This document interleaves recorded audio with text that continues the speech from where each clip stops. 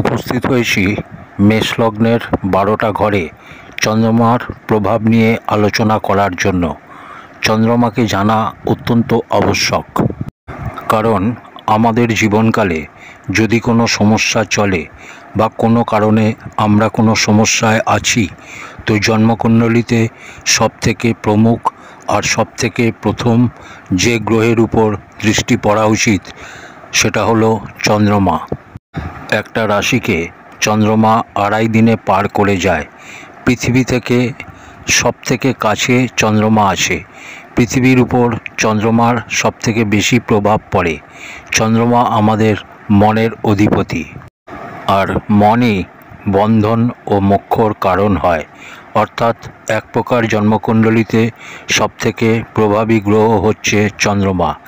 এর অধ্যয়ন করা অত্যন্ত আবশ্যক। একটা জিনিস জেনে রাখতে হবে, যে ঘরে বা ভাবে চন্দ্রমা হবে বা যে রাশিতে চন্দ্রমা হবে সেটাই আপনার রাশি হবে। আজ মেষ লগ্নের চর্চা করছি, কিন্তু যে রাশিতে চন্দ্রমা বসবে সেটাই আপনার রাশি।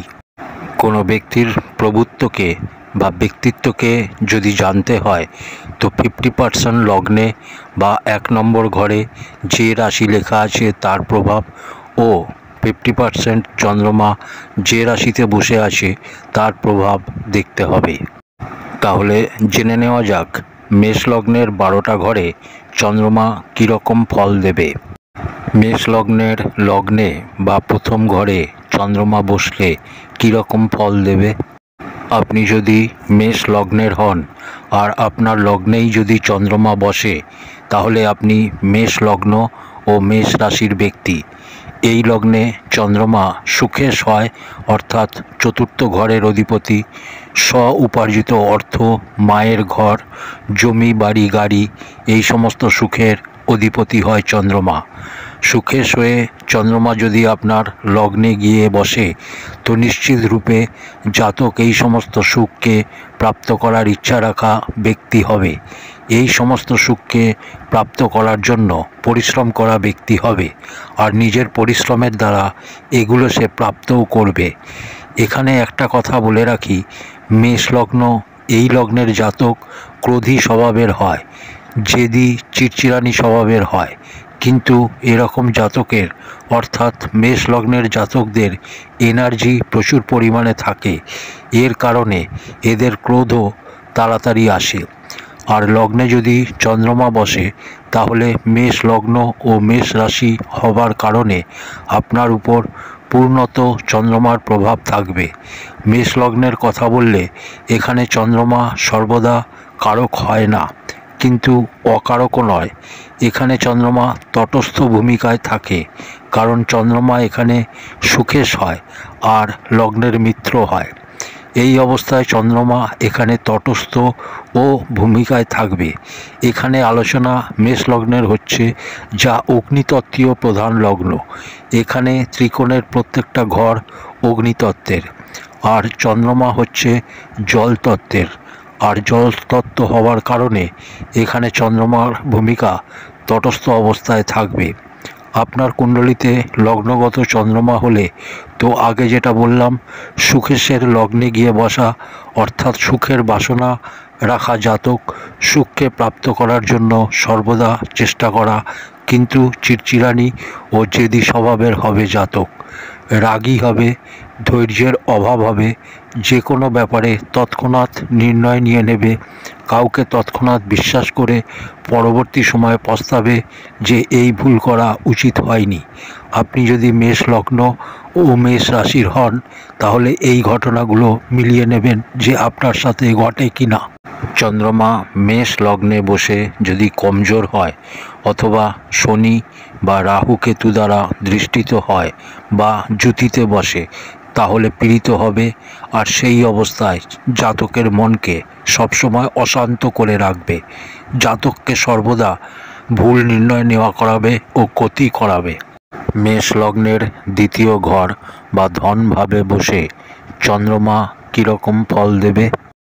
মেষ লগ্নের কুণ্ডলিতে চন্দ্রমা দ্বিতীয় ঘরে বসলে আপনার মেষ লগ্ন ও বৃষ রাশি হবে। আপনার কুণ্ডলিতে সুখেশ অর্থাৎ চতুর্থ ঘরের অধিপতি চন্দ্রমা যদি দ্বিতীয় ঘরে গিয়ে বসে তাহলে অত্যন্ত শ্রেষ্ঠ। এখানে চন্দ্রমা উচ্চ রাশির হবে। আর সুখেশ গিয়ে ধনভাবে বসলে জাতক পৈতৃক সম্পত্তি থেকে সুখ প্রাপ্ত করা ব্যক্তি হয়, অর্থাৎ পৈতৃক সম্পত্তি বড় মাত্রায় প্রাপ্ত করে জাতক, আর সেই পৈতৃক সম্পত্তিকে নিয়ে জাতক প্রচুর অর্থ উপার্জন করে ও নিজের অর্থের পরিমাণকে বৃদ্ধি করে। চন্দ্রমা দ্বিতীয় ঘর বা বৃষ রাশিতে বসলে উচ্চের হবে, আর চন্দ্রমা বৃশ্চিক রাশিতে নীচ হয়। প্রশ্ন উঠতে পারে যে মনের আবার উচ্চতা বা নীচতা কী? তাহলে কি চন্দ্রমা কখনো উচ্চ ও নীচ হয় না? একটা জিনিস জানিয়ে রাখি, মনের কখনো উচ্চতা বা নীচতা হয় না, মন তো মনই হয়। তাই মন কখনো উচ্চের হয় না, আবার নিচেরও হয় না।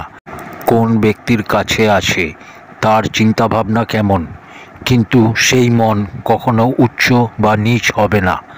বৃষরাশিতে এসে চন্দ্রমা উচ্চের হয়, তার কারণ হচ্ছে এটা বৃষরাশি আর একমাত্র গ্রহ চন্দ্রমা যে বৃষরাশিতে এসে উচ্চের হয়। বাকি সমস্ত গ্রহ চর অথবা দ্বিস্বাভাবিক রাশিতে গিয়ে উচ্চ অথবা নিচের হয়, কিন্তু চন্দ্রমা একমাত্র গ্রহ যে বৃষরাশি অর্থাৎ স্থির রাশিতে এসে উচ্চের হয়। আর এই জন্য হয় যে মন স্থির অবস্থাতেই উচ্চতা প্রাপ্ত করবে। মন স্থির হলে উচ্চতা সে পেয়ে যাবে। এখানে চন্দ্রমা বসে সুখেশ হয়ে দ্বিতীয় ঘরে বসে অচল সম্পত্তি, পৈতৃক সম্পত্তি প্রাপ্ত করাবে, মায়ের সুখ প্রাপ্ত করাবে। এখানে বসে সপ্তম দৃষ্টিতে অষ্টম ঘরকে দেখবে, ফলে জাতককে গলা সম্বন্ধিত সমস্যা, গলায় ব্যথা সম্বন্ধিত সমস্যা, ঠান্ডাজনিত রোগ, শীত রোগের সমস্যা দিয়ে থাকে। মেষ লগ্নের কুণ্ডলিতে চন্দ্রমা তৃতীয় ঘর বা পরাক্রমের ঘরে বসলে কীরকম ফল দেবে? এখানে সুখেশ হয়ে তৃতীয় ঘর বা পরাক্রমের ঘরে বসলে ফলে নিজের ঘর থেকে দুই দ্বাদশের সম্পর্ক বানাবে। বুধের রাশিতে বসবে, আর বলে রাখি বুধ এই লগ্নে সর্বদা অকারক গ্রহ হয়, কারণ বুধ এখানে ষষ্ঠ ও তৃতীয় ঘরের অধিপতি হয়। আর তৃতীয় ঘর অষ্টম থেকে অষ্টম হওয়ার কারণে এখানে বুধ সর্বদা অকারক গ্রহ মানা হয়। বুধের রাশিতে বসেছে চন্দ্রমা, তাই বুধের সাথে যদি নৈসর্গিক মিত্রতা না হয় তাহলে সেই অবস্থায় আপনাকে ক্ষতি করাবে। সেই অবস্থায় ভাইয়ের সাথে সম্পর্ক খারাপ করাবে। সেই অবস্থায় আপনার মন অশান্ত করাবে। সেই অবস্থায় আপনার নির্ণয় ভুল হবে। সেই অবস্থায় যে ভাইয়ের জন্য আপনি করবেন সেই ভাই সময় আসলে আপনাকে ধোঁকা দেবে। অর্থাৎ আপনার ছোট ভাই যে আপনাকে সব কিছু মানে, যার জন্য আপনি সব কিছু করবেন, সেই আপনাকে ধোঁকা দিয়ে দেবে। তো এখানে বসা চন্দ্রমা স্থিতি দেখে নিতে হবে। এখানে বসা চন্দ্রমা বুধের সাথে তৎকালিক মৈত্রীর সম্পর্ক হচ্ছে কি না সেটা দেখে নিতে হবে। আর একটা জিনিস দেখে নিতে হবে যে এখানে বসা চন্দ্রমা রাহুর দৃষ্টিতে দৃষ্টিত কি না, অথবা রাহুর সাথে জুতিতে আছে কি না। এই চন্দ্রমার উপর শনির দৃষ্টি আছে কি না, কারণ এই পরাক্রমের ঘর বা তৃতীয় ঘরে যখনই কোনো গ্রহ বসবে তার দৃষ্টি নবম ঘর বা ভাগ্যস্থানে থাকবে। এখানে বসা গ্রহ সবসময় বিচারণীয় এই কারণে হয়ে যায় যে তার সম্পর্ক ভাগ্যর সাথে হয়ে যায়, আর ভাগ্যর আবশ্যকতা তো জীবনকালে সবারই দরকার পড়ে। তাই চন্দ্রমা যদি কোনোভাবে পীড়িত হয়ে যায় তাহলে আপনার ভাগ্যকে কমজোর বানাবে, আপনার মনকে অশান্ত করবে। একটা কোনো নির্দিষ্ট বিষয়ের উপর স্থির থেকে আপনি পরাক্রম করতে পারবেন না। আপনার সুখের চাহিদা থাকবে, সুখ পাবার জন্য আপনার চেষ্টা থাকবে, কিন্তু কিছুদিন পরেই আপনার মধ্যে আলস্য চলে আসবে। কিছুদিনের মধ্যেই আপনার মন বিচলিত হয়ে যাবে, কারণ মেষ লগ্ন আপনার, আপনার মধ্যে ধৈর্য কিছুটা কম থাকবে। মিথুন রাশি বুধের রাশি, ফলে এখনই রাগ এখনই শান্ত এরকম স্বভাবের। আপনি কারুর কথা শুনতে চাইবেন না। যখনই কোনো কথা হবে আপনি আপনার মনের কথা বলবেন, তো সেই অবস্থায় আপনার ক্ষতি করাবে। মেষ লগ্নের কুণ্ডলিতে চতুর্থ ঘরে বা সুখের ঘরে বসে চন্দ্রমা কীরকম ফল দেবে? মেষ লগ্নের কুণ্ডলিতে চতুর্থ ঘরে চন্দ্রমা বসলে আপনার মেষ লগ্ন ও কর্কট রাশি হবে। সুখের চন্দ্রমা যদি চতুর্থ ঘরে বসে তাহলে এখানে দিকবলি হবে চন্দ্রমা, অত্যন্ত শ্রেষ্ঠ লাভ দেবে। এখানে মা ও পিতার সাথে সম্পর্ক ঠিক করাবে। মায়ের সম্মান করুন, মায়ের কথা শুনে চলার চেষ্টা করুন, মায়ের প্রত্যেকটা কথা শুনে চলার চেষ্টা করুন, আপনি লাভবান হবেন। এখানে একটা ব্যাপারে সাবধান হওয়া দরকার।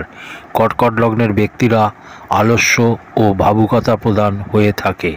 আপনার মধ্যে একটা অদ্ভুত প্রতিক্রিয়া তৈরি হবে। আপনার যদি মেষ লগ্ন ও কর্কট রাশি হয় তাহলে আপনার মধ্যে অগ্নিতত্ত্ব লগ্ন, অর্থাৎ আপনার ব্যক্তিত্বে অগ্নিতত্ত্বের প্রধানতা বেশি হবে। আপনার মধ্যে ধৈর্যের অভাব আছে, আপনার মধ্যে ক্রোধ বা রাগ আছে, আপনার মধ্যে জেদ আছে, আপনার মধ্যে কোনো জিনিসকে পাওয়ার চেষ্টা থাকবে, লাগাতার চেষ্টা করার ইচ্ছা থাকবে। যে জিনিস পাওয়ার ইচ্ছা করবেন তা যতক্ষণ না পাচ্ছেন সেটা পাওয়ার ইচ্ছা আপনার মনের মধ্যে থাকবে। কিন্তু আপনি যদি কর্কট রাশির হন তাহলে একটা সমস্যা তৈরি হবে। এটা জলতত্ত্বের রাশি।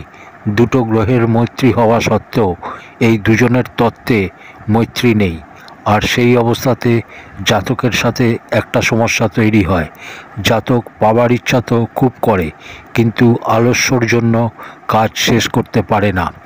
জাতকের আলস্য স্বভাব জাতকের কাজকে আটকে দেবে, সফলতায় বাধা উৎপন্ন করবে। তাই দেখতে হবে চন্দ্রমা কী প্রকারের স্থিতিতে রয়েছে।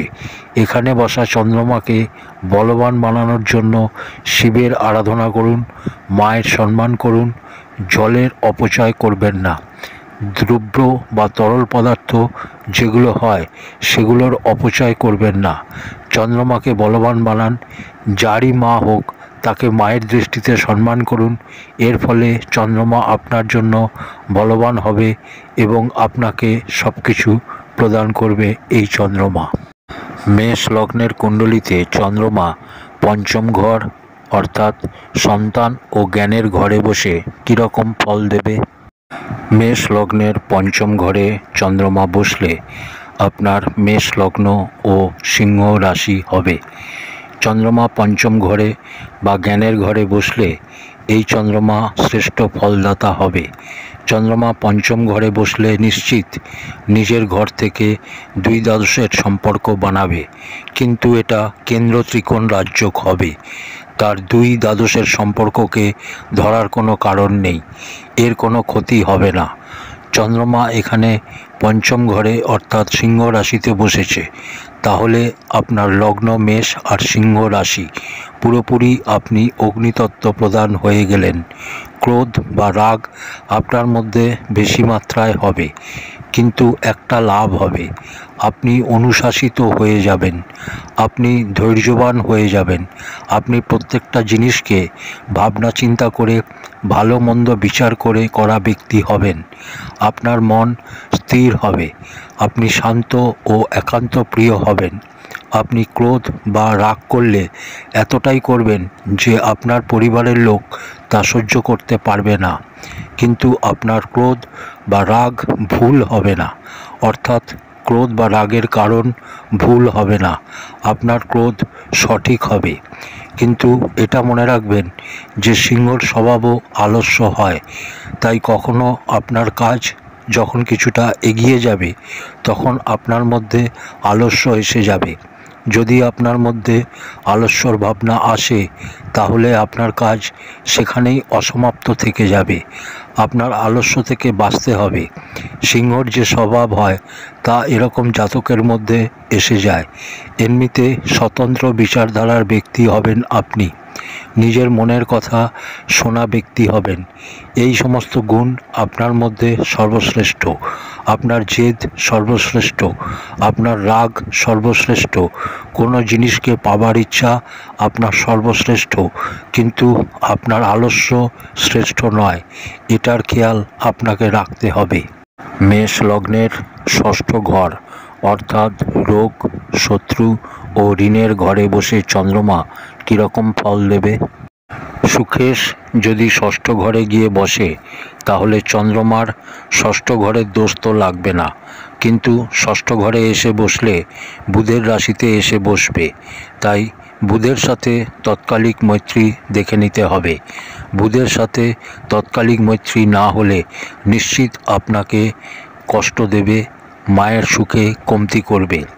সব সময় মনে রাখতে হবে যে কুণ্ডলিতে চন্দ্রমা একমাত্র গ্রহ যার সম্পর্ক কোনো না কোনো গ্রহের সাথে সর্বদা হয়। তার খেয়াল রাখতে হবে বিশেষ করে দেবগুরু বৃহস্পতির সাথে। গুরুর সাথে চন্দ্রমার সম্বন্ধ কেমন হয় এর খেয়াল রাখতেই হবে, অন্যথায় চন্দ্রমার প্রভাবকে বোঝা যাবে না। গুরুর সাথে চন্দ্রমার সম্পর্ক যতক্ষণ ঠিক থাকবে, গুরুর থেকে তৃতীয় হোক, গুরুর সাথে যদি হয়, গুরুর থেকে সপ্তমে হয়, চতুর্থে হয়, পঞ্চমে হয়, গুরুর সাথে যখনই ষষ্ঠে হবে তো সেটা ষটক যোগ তৈরি হবে। ষষ্ঠক যোগ তো হবে, তার সাথে এটা ষটক যোগ হবে, আর সেই অবস্থাতে আপনার মনকে অশান্ত করবে। কেন গুরুর সাথে চন্দ্রমার সম্পর্ক জরুরি? কারণ গুরু জ্ঞান হয়, আর মনের উপর জ্ঞানের কন্ট্রোল খুবই জরুরি। গুরু পরিমার্জিত জ্ঞান, জ্ঞান তো শুক্রও হয়, গুরু তো শুক্রও হয়, কিন্তু সেটা সুখের জ্ঞান হয়, কেবল ভোগের জ্ঞান হয়। শুক্রের সম্পর্ক চন্দ্রের সাথে হলে প্রবল গজকেশরী যোগ নির্মাণ হয়, সেটা গুরুর থেকেও বেশি ভালো ঐশ্বর্য, আরাম, সুখ ভোগ দেওয়া গজকেশরী যোগ হয়। কিন্তু এটা লক্ষ্য করার মতো বিষয়, যখন গুরুর সাথে সম্পর্ক হবে তখন আপনাকে উত্থানের দিকে নিয়ে যাবে, আর শুক্রের সাথে সম্পর্ক হলে বা গজকেশরী যোগ হলে বাকি গ্রহের পরিস্থিতি ঠিক না থাকলে আপনাকে পতনের দিকে নিয়ে যাবে। তো ষষ্ঠে বসা চন্দ্রমা আপনাকে রোগ দিতে পারে, ঠান্ডাজনিত রোগ দিতে পারে, শীতের রোগ দেয়। আর একটা জিনিস বলি, চন্দ্রমা থেকে একটা লাভ আছে, এটা হলো চন্দ্রমা কোনো বড় রোগ দেয় না। চন্দ্রমা শীতজনিত রোগ দেয়, ছোটোখাটো রোগ দেয়। চন্দ্রমা যদি ষষ্ঠ, অষ্টম ও দ্বাদশের প্রভাব দেয় আপনার কুণ্ডলিতে, তো আপনার মাথা ব্যথার সমস্যা থাকবে, সর্দির সমস্যা থাকবে, ঠান্ডাজনিত রোগ হবে, ছোটোখাটো রোগ আপনার হবে। কিন্তু চতুর্থ ঘর বা সুখেশ হয়ে চন্দ্রমা ষষ্ঠে এসে বসলে আপনার মায়ের সুখে ঘাটতি করবে, আপনার সাথে আপনার মায়ের সম্পর্ক খারাপ করাবে, আপনি কখনো মায়ের অপমানও করতে পারেন। এগুলো করা থেকে সর্বদা বাঁচুন। যদি এরকম করেন তো নিজের সুখ নিজেই শেষ করবেন নিজের হাতে। চন্দ্রমার দোষ থাকলে দেবাদিদেব মহাদেবের আরাধনা করুন, ভালো ফল পাবেন। মেষ লগ্নের সপ্তম ঘর বা দাম্পত্যর ঘরে চন্দ্রমা বসে কীরকম ফল দেবে? মেষ লগ্নের কুণ্ডলিতে চতুর্থ ঘরের অধিপতি চন্দ্রমা সুকেশ হয়ে যদি সপ্তম ঘরে বসে তাহলে আপনার রাশি তুলা হবে। এটা শুক্রের রাশি, মূল ত্রিকোণস্থ রাশি। এখানে শুক্রের সাথে সম্পর্ক আপনাকে একবার দেখে নিতে হবে, কারণ এখানে চন্দ্রমা বসে নীচাভিলাষী হচ্ছে। কারণ চন্দ্রমার পরবর্তী যে রাশি হবে তা নীচ রাশি হবে। তাই এখানে শুক্রের সাথে দেখে নিতে হবে যে তৎকালিক মিত্রতা হচ্ছে কিনা। তৎকালিক শত্রুতা হলে সমস্যায় ফেলবে, মনকে অশান্ত করবে।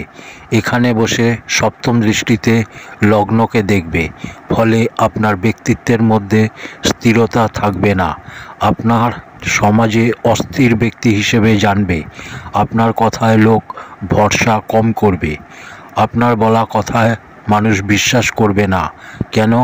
কারণ হচ্ছে চন্দ্রমা আপনার লগ্নে দৃষ্টি দিয়ে আপনার ব্যক্তিত্বকে জোয়ার ভাটার মতো আপ ডাউন স্থিতি তৈরি করবে। এই চন্দ্রমা সপ্তমে বসে জীবনসঙ্গিনীর স্বভাবেও এরকম পরিবর্তন নিয়ে আসবে। যদি চন্দ্রমা পীড়িত হয় তখন এরকম পরিস্থিতি বেশি পরিমাণে তৈরি করবে। পীড়িত কম হলে এরকম পরিস্থিতি তৈরি করবে না। পীড়িত হলে স্বামী অথবা স্ত্রী চঞ্চল স্বভাবের হবে, মন স্থির হবে না। চঞ্চলতা এরকম যে আপনি হচ্ছেন উগ্র আর পতি-পত্নী হচ্ছে পুরো উল্টো। আপনি যে জিনিসটা চান সেটা পাবার জন্য কর্তব্যরত হন, আর উল্টো দিকে পতি অথবা পত্নী এতটাই ক্যাজুয়াল স্বভাবের হবে যে তার এতে কোনো মতলবই থাকবে না। ফলে দুজনের মধ্যে খিটিমিটি শুরু হবে, মতভেদ হবে। মেষ লগ্নের কুণ্ডলিতে অষ্টম ঘরে বসে চন্দ্রমা কীরকম ফল দেবে? মেষ লগ্নের কুণ্ডলিতে চন্দ্রমা অষ্টম ঘরে বসলে আপনার মেষ লগ্ন ও বৃশ্চিক রাশি হবে। অষ্টম ঘরে চন্দ্রমা এখানে নীচ রাশিস্থ হবে। নীচ রাশির ঘরে হবে চন্দ্রমা। এখানে প্রভাব কেমন দেবে? চন্দ্রমার ষষ্ঠ, অষ্টম ও দ্বাদশ ঘরের দোষ লাগে না, কারণ মনের আবার ষষ্ঠ, অষ্টম, দ্বাদশের কিসের দোষ? মন যেখানেই বসুক মন তো মনই হয়, সে তো সবসময় একই রকম হবে। যদি কোনো সাধুর মন হয় অথবা যদি কোনো চোরের মন হয়, যেরকম সংস্কার সে পাবে সেরকমই চিন্তাভাবনা করার দিকে মন যাবে। দুজনের মনে কোনো অন্তর নেই, দুজনের মনই কাজ করছে চিন্তাভাবনা করার। পার্থক্য হয় শুধু সংস্কারের। তো এখানে চন্দ্রমার কোনো দোষ হবে না, কিন্তু এখানে বসা চন্দ্রমা আপনাকে শীত রোগ দেবে। এখানে বসা চন্দ্রমা নিজের ঘর থেকে নবম পঞ্চম যোগ বানাবে, কিন্তু আপনার স্বাস্থ্যে খামতি নিয়ে আসবে। সপ্তম দৃষ্টিতে দ্বিতীয় ঘরকে দেখবে, যেখানে চন্দ্রমা উচ্চের হয়। ধন বা অর্থ দিয়ে আপনাকে পরিপূর্ণ করবে, আপনাকে অচল সম্পত্তি, পৈতৃক সম্পত্তি প্রাপ্ত করাবে। এখানে বসে চন্দ্রমা মামুলি বা ছোটোখাটো রোগ দেয়। এখানে বসা চন্দ্রমার উপর যদি গুরুর দৃষ্টি পড়ে যায় তো অতি উত্তম। সেই অবস্থায় আপনাকে সর্বশ্রেষ্ঠ লাভ দেবে, জবরদস্ত ফায়দা করাবে, আপনাকে আধ্যাত্মিক বানাবে। মেষ লগ্নের কুণ্ডলিতে চন্দ্রমা নবম ঘর বা ভাগ্যস্থানে বসে কীরকম ফল দেবে? মেষ লগ্নের কুণ্ডলিতে চন্দ্রমা নবম ঘরে বসলে আপনার মেষ লগ্ন ও ধনু রাশি হবে। এখানে চন্দ্রমা সুখেশ হয়ে নবম ঘরে বা ভাগ্য ঘরে বসলে জবরদস্ত লাভ দেবে। এখানে চন্দ্রমা নিজের ঘর থেকে ষষ্ঠ ও অষ্টমের সম্পর্ক বানাচ্ছে, অর্থাৎ স্বরাষ্ট্রক যোগ। কিন্তু ঘাবড়াবার কোনো বিষয় নেই, এই স্বরাষ্ট্রক যোগ দুর্ভাগ্যপূর্ণ হবে না। কেন? কারণ হচ্ছে এখানে স্বরাষ্ট্রক যোগের সাথে সাথে কেন্দ্র ত্রিকোণ রাজযোগ নির্মাণ হচ্ছে। কেন্দ্র ত্রিকোণ রাজযোগ হয়ে যাবার কারণে আর তার সাথে যদি গুরুর সাথে সম্পর্ক ভালো হয়ে যায় তাহলে মিত্র অবস্থায় হবে এবং শ্রেষ্ঠ ফল প্রদান করবে। এছাড়াও গুরুর দৃষ্টি যদি এই চন্দ্রমার উপর পড়ে তাহলেও শ্রেষ্ঠ ফল পাওয়া যাবে। নবম ঘর ধনু রাশির, তাহলে আপনি মেষ লগ্ন ও ধনু রাশির ব্যক্তি হবেন। আপনি কিছুটা জেদি ও রাগী স্বভাবের হবেন। এখানে চন্দ্রমা বসলে আপনি মনের দিক থেকে খুব ভালো মনের মানুষ হবেন, সত্যবাদী হবেন। যা বলবেন মুখের উপর বলবেন, তাতে সামনের ব্যক্তি ভালো ভাবুক বা খারাপ ভাবুক, ভাগ্য আপনার জবরদস্ত সাথ দেবে। নিজের জীবনকালে জমি, বাড়ি, গাড়ির সুখ আপনি পাবেনই পাবেন। শুধু ভালো কর্ম করে যান, মায়ের সম্মান করুন। এখানে কেন্দ্র ত্রিকোণ রাজযোগ ছাড়াও স্বরাষ্ট্রক যোগ হচ্ছে, ফলে কিছুটা সমস্যা তৈরি করবে। আপনি যদি ভুল সিদ্ধান্ত নেন আর এই চন্দ্রমা যদি কেন্দ্রুম যোগের মতো দুর্যোগের দ্বারা পীড়িত হয়ে যায় তাহলে নিজের ভুল সিদ্ধান্তের জন্য নিজের সুখকে নষ্ট করবেন, ক্ষতি করবেন। মায়ের সম্মান না করলে নিজের সুখকে নষ্ট করবেন। তাই মায়ের সম্মান করুন, মায়ের কথা শুনে যা আপনার জন্য সবসময় লাভপ্রদ হবে। মেষ লগ্নের কুণ্ডলিতে চন্দ্রমা দশম ঘর বা কর্মস্থানের ঘরে বসলে কীরকম ফল দেবে? দশম ঘরে চন্দ্রমা বসলে সপ্তম দৃষ্টিতে নিজের ঘরকেই দেখবে। জমি, বাড়ি, গাড়ি সংক্রান্ত সমস্ত সুখ আপনাকে প্রদান করবে। এখানে বসা মানে আপনি মেষ লগ্ন ও মকর রাশির ব্যক্তি। মকর রাশি মানে রহস্যময়ী। লগ্ন ও রাশির মধ্যে কোনো মিল নেই, কিন্তু এখানে চন্দ্রমা বসে শ্রেষ্ঠ লাভ দেবে। এখানে যদি মঙ্গল বসে তাহলে চন্দ্রমঙ্গল যোগ তৈরি হবে। মঙ্গল এখানে উচ্চ রাশির হবে। চন্দ্রমা এখানে আপনার পিতার সাথে সম্পর্ক ঠিক রাখবে, মায়ের স্বাস্থ্যকে ঠিক করবে। চন্দ্রমা যেখানে দেখে সেখানে শীতলতা প্রদান করে, আপনাকে সুখ প্রদান করবে, আপনাকে জমি, বাড়ি, গাড়ির সুখ প্রদান করবে। চন্দ্র সম্বন্ধিত ব্যবসা করে, জল সম্বন্ধিত কাজ করে আপনি জবরদস্ত লাভ করতে পারেন। অথবা চন্দ্রমা এখানে কৃষিকার্য, দুধ উৎপাদনের কার্য, খাওয়া দাওয়া সংক্রান্ত কার্য করতে পারেন। চন্দ্রমা পীড়িত না হলে আপনাকে এই সমস্ত ক্ষেত্র থেকে জবরদস্ত লাভ করাবে। সবসময় মনে রাখতে হবে, চন্দ্রমার ক্ষেত্রেই সবথেকে বড় একটা দুর্যোগ লাগে, যার নাম হচ্ছে কেন্দ্রুম যোগ। আর এটা সবথেকে বড় দুর্যোগ। অনেকে বলেন রাজার ঘরে জন্মানো ব্যক্তিও দরিদ্রের সমান হয়ে যায়। কেন? কারণ হচ্ছে মনই তো সব কিছু। মনের হারে হার আর মনের জিতে জিত। তো কেন্দ্রুম নামক দুর্যোগ থেকে সবথেকে বড় দুর্যোগ এই কারণে মানা হয় যে চন্দ্রমা পীড়িত হলে রাজার ঘরে জন্মানো জাতককেও নিচে নামিয়ে আনে। মেষ লগ্নের একাদশ ঘর বা লাভের ঘরে চন্দ্রমা বসলে কীরকম ফল দেবে? মেষ লগ্নের একাদশ ঘরে চন্দ্রমা বসলে আপনার মেষ লগ্ন ও কুম্ভ রাশি হবে। একাদশ ঘর, এখানে কোনো গ্রহই খারাপ ফল দেয় না। শনির এটা মূল ত্রিকোণস্থ রাশি হয়। এখানে চন্দ্রমা বসলে নিজের ঘর থেকে ষষ্ঠ ও অষ্টমের সম্পর্ক বানাবে। এটা স্বরাষ্ট্রক যোগ। আর এখানে যদি চন্দ্রমা পীড়িত হয় তাহলে জাতকের কাছে এক সমান পয়সা কখনোই আসবে না। এই মাসে এক তো অন্য মাসে আর এক। ক্রমাগত আপনি অর্থের ব্যাপারে আপ ডাউন পরিস্থিতি দেখবেন।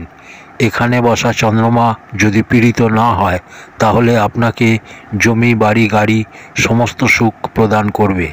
কিন্তু এই চন্দ্রমা স্বরাষ্ট্রক যোগ রয়েছে, তাই একে ঠিক করার জন্য শিবের আরাধনা করুন। এতে আপনি চন্দ্রমার শ্রেষ্ঠ লাভ পাবেন। এটা স্বরাষ্ট্রক যোগ হবার কারণে আপনার সমস্যা আসতে পারে, কিন্তু শাস্ত্রে বলে সুখে গিয়ে একাদশস্থ বা ভাগ্যস্থ হলে জাতককে মহাধনী বা মহাভাগ্যবান বানায়। এখানে স্বরাষ্ট্রক যোগ হবার কারণে খেয়াল রাখতে হবে শনির সাথে সম্পর্ক কেমন। শনির সাথে সম্বন্ধ ভালো হলে অতি উত্তম, কিন্তু শনির দ্বারা যেন দৃষ্টিত না হয়, শনি বা রাহুর দ্বারা যেন পীড়িত না হয়। সেক্ষেত্রে আপনাকে আয় দেবে, কিন্তু আপ ডাউন পরিস্থিতি সেক্ষেত্রেও থাকবে। মেষ লগ্নের কুণ্ডলিতে দ্বাদশ ঘর বা ব্যয়ের ঘরে চন্দ্রমা বসলে কীরকম ফল দেবে? মেষ লগ্নের কুণ্ডলিতে চন্দ্রমা দ্বাদশ ঘরে বসলে আপনার মেষ লগ্ন ও মীন রাশি হবে। এটা জলতত্ত্বের রাশি। এখানে বসে চন্দ্রমা আপনার মনকে ভটকাবে, আপনার মধ্যে আলস্য আনবে, আপনার মনে নানান ধরনের খেয়াল আসতে থাকবে। এখানে বসে চন্দ্রমা আপনার স্বাস্থ্যেরও সমস্যা তৈরি করতে পারে। যদি এই চন্দ্রমা পীড়িত হয় তাহলে পীড়িত হওয়ার কী অর্থ? চন্দ্রমার তো ষষ্ঠ, অষ্টম, দ্বাদশের দোষ লাগে না, তাহলে পীড়িত কিসের? তো সুখে গিয়ে দ্বাদশ ঘরে বসেছে, নিজের ঘর থেকে নবম পঞ্চম যোগ বানিয়েছে, কিন্তু সুখের ঘরের অধিপতি দ্বাদশে গিয়ে বসেছে। আধ্যাত্মর সাথে যুক্ত হন, মায়ের সম্মান করুন। মায়ের চরণই আপনার জন্য স্বর্গ। মায়ের চরণে স্বর্গ খুঁজুন, এটাই আপনার জন্য মোক্ষর পথ। মায়ের যত সম্মান করবেন তত লাভবান হবেন। এখানে চন্দ্রমা মীন রাশিতে বসেছে, যা জলতত্ত্বের রাশি। কিন্তু যদি গুরুর সাথে সম্পর্ক ঠিক না হয়, তাহলে আপনি আপনার অর্থকে এদিকে ওদিকে বাজে কাজে নষ্ট করবেন। আপনার অর্থ বরবাদ হবে। আপনি আপনার অর্থকে সঠিক কাজে লাগান, ধর্মের কাজে লাগান, মা বাবাকে তীর্থযাত্রা করান। এতে আপনার চন্দ্রমা মজবুত হবে, আপনাকে ভালো লাভ দেবে, আপনার সুখে বৃদ্ধি করাবে। এছাড়াও শিবের আরাধনা করুন, ভালো ফল পাবেন। প্রিয় দর্শক বন্ধুরা, এই ছিল মেষ লগ্নের 12টা ঘরে চন্দ্রমার প্রভাব নিয়ে আলোচনা। আজ এই অবধি। পরের ভিডিওতে আবার কথা হবে। ধন্যবাদ।